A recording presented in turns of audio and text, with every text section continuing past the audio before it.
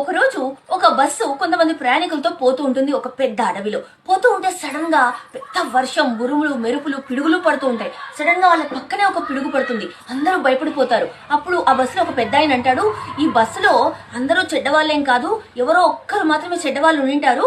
ఆ చెడ్డవాళ్ళ వల్ల ఈ బస్సుకంతా ప్రమాదం అయ్యేటట్టుంది. పిడుగు పడితే ఈ బస్సులో ఉన్న వాళ్ళంతా చనిపోతారు. సో ఎవరికి ఈ చెడు రాసిపెట్టి ఉందో వాళ్ళు ఒకటే వెళ్ళిపోతే బెటర్ కదా. అందుకు ఒక్కొక్కరు దిగి ఆ చెట్టును తాకి రండి. అప్పుడు వాళ్ళు దిగినప్పుడు వాళ్ళకి ఏదైనా జరిగితే ఇక వాళ్ళ వల్ల వాళ్ళకి ప్రమాదం ఉండదు అని చెప్తాడు. అందరూ ఒక్కొక్కరు దిగి ఆ చెట్టును తాకి ఏం కాకుండా మళ్ళీ తిరిగి వస్తూ ఉన్నారు. అలా అందరూ అయిపోతారు. ఒక్కరే ఒక వ్యక్తి ఆ బస్సులో కూర్చొని ఉంటాడు. అందరూ అతని వైపు ఇలా చూస్తారు. ఏంటి నువ్వేనా ఈ దుర్మార్గుడివి, అసలు ఎంత పాపం పనులు ఎన్ని చేసావు, ఇక నీకే ఈ చెడు ఏదో రాసిపెట్టుంది, నువ్వు వెళ్ళిపోతే మేము హ్యాపీగా వెళ్ళిపోతాం ఈ బస్సు అని చెప్పి అందరూ తిడతారు.